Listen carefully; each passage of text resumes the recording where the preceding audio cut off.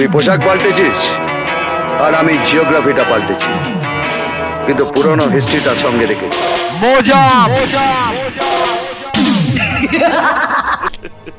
আজ তোকে লকআপে নিয়ে গিয়ে এমন শিক্ষা দেব, সারা জীবন হাত জোর করে ক্ষমা চাইবার শক্তিটুকু থাকবে না।